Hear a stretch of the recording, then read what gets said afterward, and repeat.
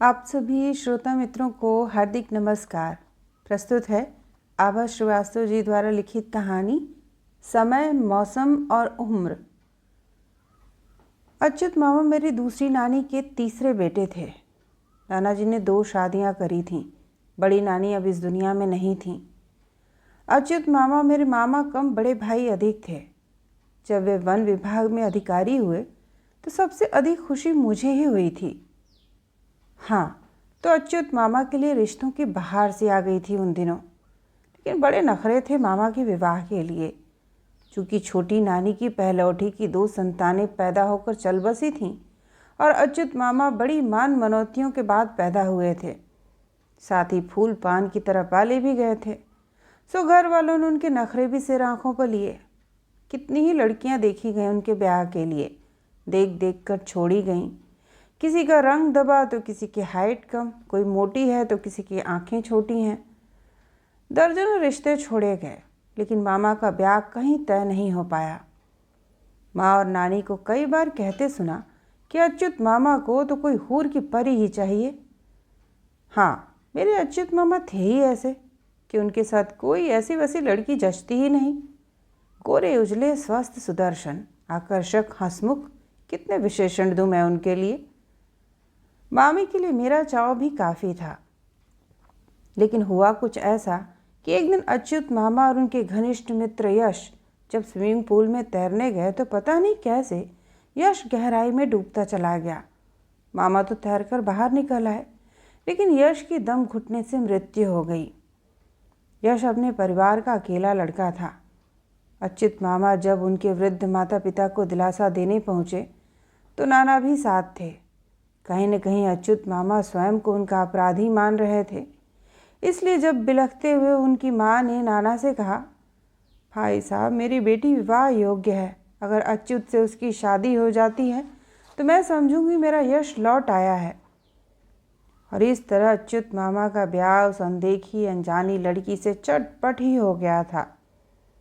भावनाओं का ज्वार इतना अधिक था कि एक बार मिलने या तस्वीर देख लेने की औपचारिकता भी नहीं बरती गई। हफ्ते भर के अंदर ही उषा मामी ब्याह कर अच्युत मामा के घर चली आईं। उस दिन नाना ने अपने घर को रोशनियों से सजाया था। माँ ने उषा मामी की मुंह दिखाई सोने की गिन्नी से करी थी, लेकिन उन्हें उषा मामी बिल्कुल पसंद नहीं आई थीं। रसोई में जाकर नानी से बोली थीं, कैसी जगह ब्याह दिया अच्युत को पिताजी ने, बाला डाल दी गले में। लेकिन जब उषा मामी ने ढोलक की थाप पर बोले रे पपीहरा गाया तो सभी मंत्रमुग्ध रह गए। मानना पड़ा कि कोयल काली ही होती है। अगली सुबह ऊपर वाले जीने से अच्युत मामा धड़ धड़ धड़ धड़ करके नीचे उतरे और कमरे का दरवाज़ा भड़ाक से बंद करते हुए बाहर चले गए। मुझे आज भी उनका वो तमतमाया चेहरा याद है, नानी का कांपता स्वर, अच्युत को पसंद ना आए दुल्हन। तभी छम छम करती उषा मामी ऊपर से नीचे उतरी। आज उन्होंने चेहरे पर पूरा घूंघट हटा रखा था। गहरा सांवला रंग, कुछ कुछ फैली सी नाक और छोटा कद। आंखें ज़रूर शरबती थीं, लेकिन उन आंखों में डूबने की फुर्सत कहाँ थी अच्युत मामा को। उन्होंने तो पहली ही दृष्टि में नापास कर दिया था उषा मामी को। सच, मुझे बड़ी निराशा हुई थी उन्हें देखकर। जयमाला के समय तो ब्यूटी पार्लर वाली ने उनकी काया पलट ही कर दिया था, किंतु कलई उतरते ही असली रंगत सामने आ गई थी। भरपूर दान दहेज और धन दौलत देने के बाद भी घर में कोई भी उषा मामी को मन से स्वीकार नहीं कर पाया। ईश्वर ने उषा मामी को रूप रंग देने में कृपणता अवश्य बरती थी, लेकिन उनकी बुद्धि, गुण और व्यवहार अद्भुत थे। बोली में इतनी मिठास कि परायों को भी अपना बना लें। समय के साथ घर भर में सबकी दुलारी बन चुकी उषा मामी अच्युत मामा का प्यार नहीं पा सकी। पुरुष तो स्त्री के सौंदर्य से ही बंधा होता है शायद। मैं भी विवाह की उम्र के आसपास ही थी और जानती थी, समझती थी कि विवाह के सुर्ख जोड़े में आरंभ की गई यात्राएं कितना सब्र मांगती हैं। एक शहर में रहने के कारण अक्सर मैं अकेले ही नानी के घर चली जाती थी। उस दिन अचानक ही ऊपर उषा मामी के कमरे में उनसे मिलने पहुंच गई थी। वे दरवाजे की तरफ पीठ किए आराम कुर्सी पर लेटी थीं। मैंने देखा मामा की कमीज़ उनकी गोद में थी और वे उसके बटन बाहें चूम रही थीं, सूंघ रही थीं। शायद वे मामा की महक में डूबी हुई थीं। मेरी आहट सुनकर पलटी और शर्मा गईं। उस समय सच मुझे वे बहुत प्यारी लगी थीं। ये क्या मामी, दिन में भी मामा को याद करती रहती हो? मैंने उन्हें छेड़ा तो उनकी आंखें छलक उठीं। उनके आंसुओं की उस तरलता में एक परछाई थी जिसे मैंने न जाने कितनी बार देखा था। वे उठकर खिड़की के बाहर के आसमान में न जाने क्या ढूंढ रही थीं। शायद अपने टूटे हुए सपनों की किरचें। उनके मन में अत्यधिक दुख था जो उस दिन उन्होंने मुझे टुकड़ा टुकड़ा बांट लिया था। उनके ब्याह को 4 बरस होने को आए थे और उनकी गोद अभी तक सूनी थी। सर्दी की उस पूरी दोपहर में उषा मामी के साथ रही। बहुत से दुख निःशब्द समझे जाते हैं। विवाह की पहली रात से ही अच्युत मामा ने उषा मामी से दूरी बरत ली थी। पहली ही रात वे उषा मामी का घूंघट उठाने के बाद अपना तकिया उठाकर दूसरे कमरे में सोने चले गए थे। धीरे धीरे वे बाहर वाले कमरे में ही सोने लगे। लेकिन मामा की उपेक्षा के बाद भी उषा मामी टूटी नहीं। अपने लिए एक ज़मीन, एक आकाश ढूंढ लिया था उन्होंने जो उनका अपना था। डिग्री थी उनके पास। राजकीय कन्या विद्यालय में संगीत शिक्षिका हो गई थीं। समय के साथ नानी पोते पोती के लिए अकुला उठी थी। एक ही लड़का, वह भी निर्बंसिया। हे भगवान, ये कहाँ का न्याय है? लेकिन भगवान है ही कहाँ जो हम उनसे सवाल करें। उसे तो हम बेकार में यश अपयश देते रहते हैं। फिर मामा की वंश बेल बढ़ती भी तो कैसे? जब पुरुष स्त्री का संग साथ होगा तभी तो वंश बेल बढ़ेगी। जब मन ही पूरा नहीं बन पाता तो पौध कहाँ से बनेगी? ये कौन समझाए घर वालों को? नानी के तानों से मामी का कलेजा छलनी होता जा रहा था। धीरे धीरे वो ढीठ होती जा रही थी। 4 वर्षों में 8 बार भी मायके नहीं गईं। मैं सोचती थी कि क्या अच्युत मामा और उषा मामी के बीच कोई भी ऐसा तंतु नहीं होगा जो उन्हें परस्पर जोड़ देता। लेकिन ऐसा कुछ भी नहीं बच सका था। फिर एक दिन पता नहीं क्या हुआ कि उषा मामी सच में मायके चली गईं हमेशा के लिए। फिर कभी वापस नहीं आईं। सुना था नानी ने चिड़चिड़ाहट में उन्हें बंजर बाँझ कहकर दुत्कार दिया था। शायद एकाध हाथ भी उठा दिया था उन पर। दुखी मन लिए बिना कुछ कहे सुने उषा मामी चली गईं। किसी ने रोका भी नहीं। समय गुजरता गया। माँ से सुनती थी अच्युत मामा के लक्षण ठीक नहीं है।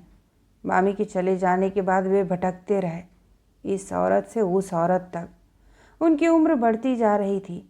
समय, मौसम और उम्र कहाँ रुकते हैं किसी के लिए भी। फिसल जाते हैं बंद मुट्ठी में रेत की तरह। अच्युत मामा अपनी उम्र को मन से स्वीकार नहीं कर पा रहे थे। मन और उम्र की एक संगता साथ बनी रहनी चाहिए। यदि किसी बिंदु पर मन और उम्र की संगता छूट जाए, उम्र आगे निकल जाए और मन वहीं ठहरा रह जाए तो एक अजीब सी त्रासदी झेलनी पड़ जाती है। अच्युत मामा दूसरा ब्याह करना चाहते थे, लेकिन कैसे करते? मामी ने तलाक के कागज़ों पर हस्ताक्षर करने से मना कर दिया था। उम्र के निशान अच्युत मामा के चेहरे और शरीर पर दिखने लगे थे। गिरते बाल और बढ़ता मोटापा। वे कैसे न कैसे अपने यौवन को मुट्ठी में कर लेना चाहते थे, लेकिन वे ययाति तो थे नहीं कि कोई पुरु अपना यौवन उनको दान में दे देता। फिर एक दिन सरकारी दौरे से लौटे मामा अकेले नहीं थे। एक 17-18 बरस की कमसीन लड़की उनके साथ थी। नाना नानी, माँ और मैं, सबके साथ पूरा परिवार स्तब्ध, हतप्रभ, आश्चर्यचकित था। ये अरुंधति हैं। आज से ये यहीं रहेगी, मेरी पत्नी और आपके घर की बहू बनकर। नानी कुछ नहीं बोल पाई थी।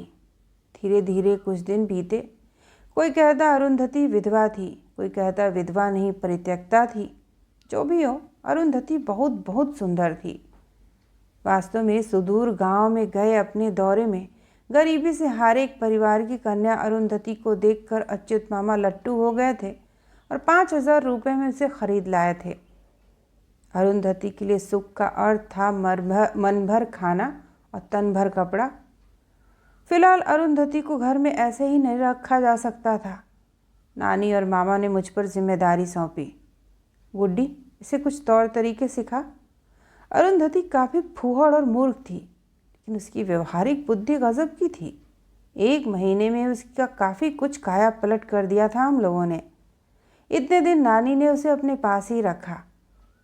समय की बलिहारी, पता नहीं कैसे उषा मामी ने भी तलाक के कागज़ों पर दस्तखत करके भिजवा दिए थे। अच्युत मामा के ब्याह का मुहूर्त दोबारा निकला। 30 पर अच्युत मामा का दोबारा ब्याह का हौसला भी गजब था। सिर के बचे खुचे बालों को कसकर रंगा था उन्होंने। महंगी शेरवानी, जूतियाँ, कलगीदार मौर, सब कुछ A1। अरुंधति भी हाथों में मेहंदी, पैरों में महावर, भर भर हाथ चूड़ियाँ और बारीक काम का लहंगा चुनरी पहनकर जब तैयार हुई तो उसके माथे की लाल बिंदिया जैसे लपटें मार रही थी। इस बार ब्याह में कोई धूमधाम नहीं थी। घर के आंगन में ही फेरे पड़ गए। फेरों के बाद मामा ने नई की मामी के साथ नाना नानी के पैर छुए। झुककर जैसे ही उठे, सामने ही बरामदे का बड़ा सा आदमकद आईना खिलखिला उठा। उसमें अच्युत मामा और अरुंधति का प्रतिबिंब साफ साफ झलक गया। कच्ची कली सी अरुंधति जो अपनी पूरी सुंदरता के साथ बेहद मासूम लग रही थी। दूसरी तरफ तेजी से बुढ़ाते अच्युत मामा, जो उम्र में अरुंधति से लगभग दुगने थे। अनियमित दिनचर्या और ऊटपटांग आदतों के कारण वे अरुंधति के साथ कितने बेमेल लग रहे थे। अगणित बार फेशियल और हेयर कलरिंग के बाद भी उनके चेहरे की झुर्रियाँ स्पष्ट झलक रही थीं। आंगन में बैठी मैं साफ साफ देख रही थी। अच्युत मामा के चेहरे की रंगत बदलती चली गई। उन्होंने अपनी मुट्ठियाँ भींच ली थीं। उड़ती सी एक नज़र सभी पर डाली, एक खाली खाली सी नज़र और हाथ में पकड़ा नारियल पूरी ताकत के साथ आईने पर दे मारा।